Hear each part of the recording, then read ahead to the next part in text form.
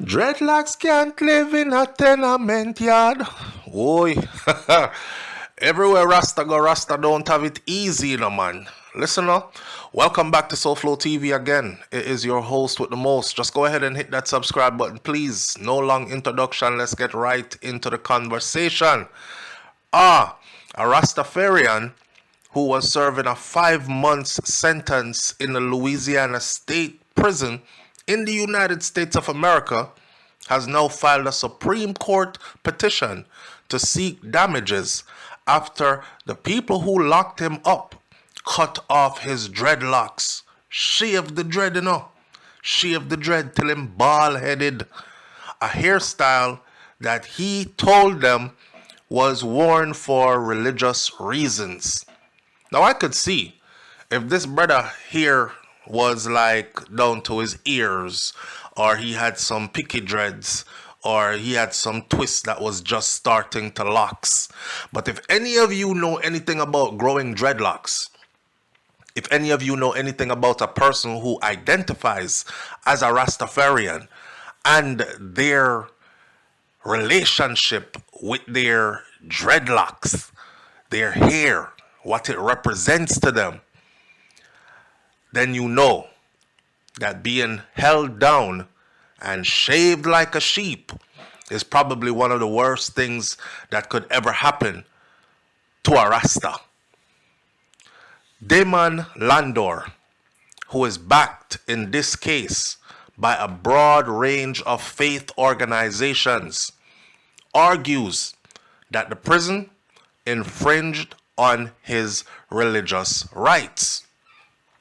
At stake right now is not only Landor's right to grow his hair, but a provision of the Religious Land Use and Institutionalized Persons Act. This is a law that you might want to know about in case you find yourself incarcerated in the United States of America, which is a place that loves to incarcerate people. There are millions of people incarcerated in the United States of America. And it seems like it's quite easy to end up behind those bars.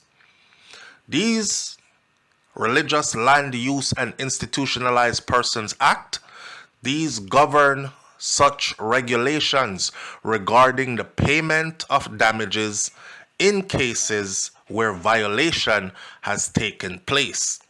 Currently, prison officials aren't bound to pay damages under the RLUIPA. Without damages, this law provides no real protection, and members of minority faiths, in particular, are exposed to serious abuse.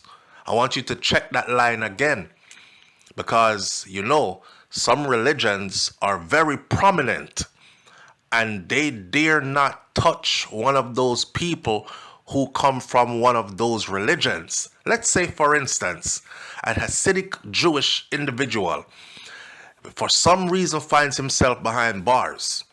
Do you think they're going to shave him like a pig?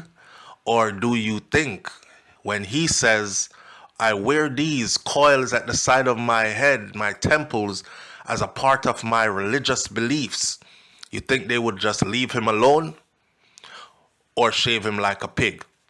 Now, when they say minority faiths, it means one of two things. And these are the faiths or the bases which are looked down upon, given less pass, and more likely to be abused if you belong to one of these. Minority faiths could mean a faith that is followed largely by minority people, or it could mean a faith that is a minority in the grand scheme of things. Nobody don't know about Rasta. What is Rasta?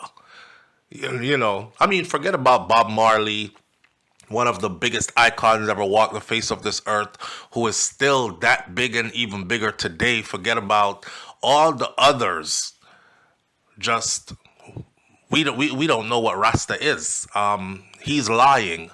He just wants to keep growing his damn hair. Shave him. That's how he was treated.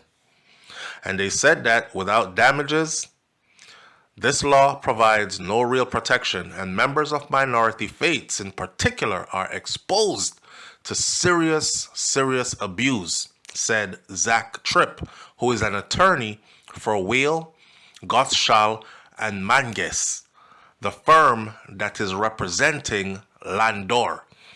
Now, if you take a look at Landor's picture, Landor's dreadlocks is almost to his knees. This takes many years to grow.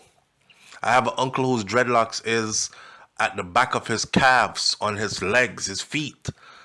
And it took him 40 years to grow his dreadlocks to that length. So you can imagine, Lando's dreadlocks look like they probably took about 30 years to grow, 25, 30 years to grow. And he looks about 35 to 45 years old, somewhere in that bracket. So you could say he's probably been growing those dreadlocks for most of his life. I could see somebody not only being hateful in their racially motivated ways, but also just having a field day shaving that hair off his head. Now, Landor's legal team hopes to set a precedent for all prisoners who are seeking damages under this law, known as RLUIPA, and sparks discussions on the need for prisons to protect minority faith prisoners more actively. According to a U.S. Commission on Civil Rights report titled Enforcing Religious Freedom in Prison, a non-Christian prisoner are more likely than any others to file complaints that are related to religious liberty. In 2020, Landor was admitted to the Raymond Laborde Correctional Center in Avioles Parish in Louisiana for drug possession. And he was informed that his head would be shaved to comply with the Louisiana Department of Corrections grooming policy. Man, listen, shout out to all the Rasta them out there. Shout out. Now, remember, rest in peace to Peter Morgan, but don't you forget, you don't have to dread to be Rasta. This is not a dreadlocks thing. So you have Rastafarians out there who live the way, and they are Rasta in their hearts, in their minds, and they don't carry a big heavy beard, and they don't carry the dreadlocks on top of their heads. But then you have those who are strict to that side of the faith, and they would not pull out not a strand of hair off their beard or off the top of their head, right? It is something that is divine. It is something that is considered to be holy. It is something that is considered to be a covenant between them and their almighty creator, that as long as their days are on the face of the earth, they would never let a blade come upon the corners of their hair. They will not cut the length of their hair. This is biblical for them. This is ancient teachings that they are carrying on. So for somebody to hold you and shave that off of you, oh man. Now, when he got there to Louisiana, yes, he was wrong. He was in possession of drugs. But there are laws in place that protect you according to what your religion is. It was just not applied to him because he is of what they call a minority religion. We're talking about Louisiana here, guys. Look, Louisiana, Mississippi, Alabama, Texas, Florida, down south. Okay, do the history, because a lot of that stuff that comes to mind when I call those states, they're still very much in effect up until today. So they shaved him, or they informed him that he would be shaved to fit with the corrections department's grooming policy. And at the time, Landor couldn't present documentation that was issued by a judge to prove that he wore his locks for religious reasons. But according to his legal complaint, he presented a copy of a 2017 decision prohibiting the state's Department of Corrections from cutting the locks off of Rastafarian prisoners. Don't know where he got it from, but he presented that to them. It's kind of wild that a strange man, a judge, would be the one who has to issue paperwork to say, yeah, I believe him, I believe he's really a Rastafarian, and I believe that dreadlocks all the way down to his knees, it has something to do with his religious faith. If they don't like you, they could simply look at you and say, cut the damn hair off. I don't care about his damn religion. Never heard of that religion before. Moving right along, next person. Now, that decision by the 5th U.S. Circuit Court appeal found in favor of another Rastafarian who was incarcerated in Louisiana, Christopher Ware, after he sued the State Department of Corrections over its grooming policy. I think the Rasta them need to stop come a foreign and go a prison in a foreign. Because there is something in the Constitution of the United States of America that says, I don't know if you know it, but I'm going to repeat it for you again, particularly from a Rasta people them, right? It says that you are a free man, free individual, and slavery is abolished except for incarceration. Why would it tell you that slavery is abolished except for incarceration? Because if you are incarcerated in these prisons, you are back in slavery. Y'all know the history of the atrocities that were committed during slavery to your kind, so you end up back in incarceration. Well, anything can happen behind those walls, my friend. Landor was nonetheless shackled to a table in prison as he was trying to fight them to not cut his hair. They shackled him to a table in prison as officials cut away his waist-length dreadlocks, which he had been growing for over 20 years. Damn. 20 years of dreadlocks gone. And they shackled him to a table to cut it. In imitation of Samson, a figure in the Bible's book of Judges, Landor never cut his hair, he never drank wine, or he never went near corpses or graves, along with a list of other things that he did not do in keeping with the Nazarene vow. Shout out to Tony Rebel. When a bow, when a girl, Ras dead and Ras now. Long time me take for me Nazarene vow. Anyway, Landor said that his hairstyle played a central role in his Rastafarian beliefs and that the incident has affected him emotionally. Me not lie to you, you know. I had dreadlocks one time. I grew my dreadlocks for 7 years. But I lived my life in years of 7. 7 years and no significant changes. I switch roles, do something else. 7 years, there should be significant changes. So this is my little thing. So at the end of the 7 years, when I cut them dreadlocks off, I remember feeling like I needed to hide inside the house. Stop going outside. I didn't want to be seen. I felt naked. I felt different. I didn't feel like myself. So I can't imagine him growing his for 20 plus years and then having... I willingly cut mine. They shackled him to a table to cut his. Landor said his lifestyle played a central role, his hairstyle rather, played a central role in his Rastafarian beliefs. He filed a lawsuit seeking damages in December of 2021. A district court dismissed his case in September of 2022. He then filed an appeal that was rejected by the 5th Circuit panel in September of 2023. And here we are in 2024, and he is still fighting for some kind of justice. We emphatically condemn the treatment that Landor endured. Still, we remain bound by our prior decision in Rastaman 1 that under RLUIPA, he cannot seek any monetary damages from officials in their individual capacities, wrote the panel in its decision referring to a 2009 case in Texas.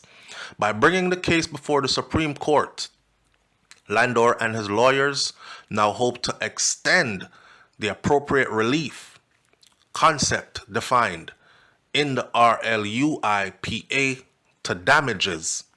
The Supreme Court will now decide in the fall of this year whether it will hear the case.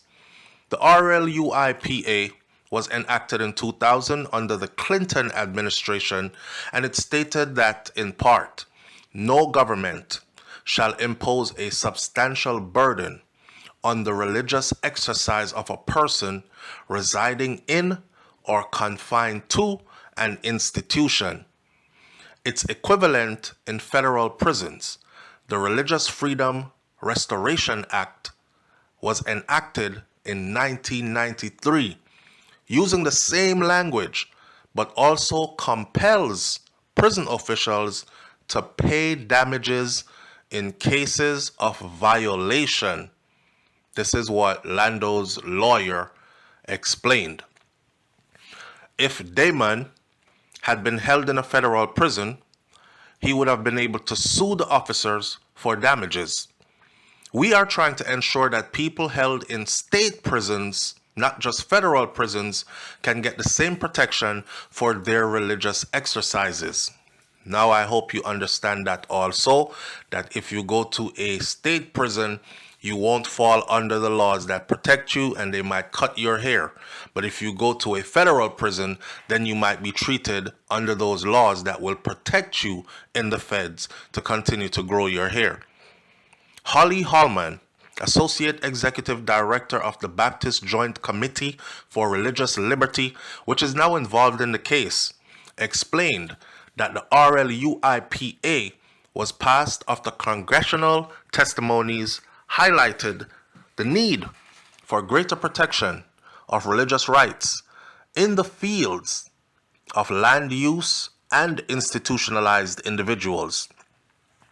But its lack of detail on the notion of appropriate relief leaves room for various interpretations, and therefore everybody is interpreting it their own way in order to save their own selves. It's a wide open term that on its face certainly could include damages, and it can sometimes be written to have more restrictive damage clause, and that's not the case here, said Hallman, noting that without the prospect of damages, it is more difficult to ensure that prisons will respect these prisoners' rights. In other ways, his attorney, in other words, are saying that law on the books means nothing if the prison officials are not able to be punished under that law and the system is not made to pay out for damages. Once you start hitting them in the pockets and once they start having to pay for the damages they've done, then they will start to respect that law more. But until then, people like Landor will be coming in with 20, 30, 50 years of dreadlocks on their head, and they'll be strapped to a table or chained to a table and shackled to a table if they resist, and they'll be shaved like a sheep. Stephanie H. Barkley, the director of Notre Dame University Law School Religious Liberty Initiative, said that prison officers' lack of knowledge of the requirements of lesser-known faiths also plays a role. They need to be educated on these things. Prison officials are less familiar with them. They often treat them with more skepticism. At worst, they're more likely to violate or intrude on those religious beliefs on purpose. But at best, they're more likely to interfere with those religious beliefs just out of ignorance and out of lack of familiarity. Barclay, with Francesca Matozo from Notre Dame Law School Religious Rights Clinic filed what is called an amicus brief in the case on behalf of the Jewish Coalition for Religious Liberty, the Sikh Coalition, the Bruderhof community, and the Creating Law Enforcement Accountability and Responsibility Project. In all, 35 religious organizations have filed amicus briefs supporting Landor. You have the Jewish people supporting him, you have the Sikh community coalition supporting him, and 35 religious organizations have filed the amicus briefs supporting this Rastaman, including the Interfaith Center of New York, the Muslim Public Affairs Council, the Women of Reform Judaism, and the Quaker group Santa Fe Monthly Meeting of Friends. And those are just among some of the 35 groups that have filed paperwork to support this man. The case is also an example of interfaith cooperation with Barclay to have Sikh and Muslims and Jewish people and Bruderhof voices added up and saying we don't have the same religious requirements as Rastafarian individuals, but we still defend them because we know that if you, prison officials, can violate their rights, then you can sure as hell violate our rights too. And I think that is huge of all these other, because if you look at the Sikh community and if you look at the Jewish community, if you look at the Muslim community, all these communities have specific ways in which they dress, specific ways in which they worship, specific ways in which they look. Now, if somebody grabs you and starts shaving off this and taking away your kufi and shaving off that and telling you to wear this instead, it's going to be violating your religious beliefs. And they see this in Lando's case. Listen, at the end of the day, man, whether he got found with a little bit of drugs and he had to do a little 6-month bid and they shaved him or not, I mean, obviously he didn't get found with a whole lot of drugs. 6 months, and you went in with dreadlocks almost to your knees and came out with a shiny ass bald head. That's hurtful. Not only is that hurtful, emotionally, that does something deep to an individual. It's a deep sense of violation, which I would equate to being raped.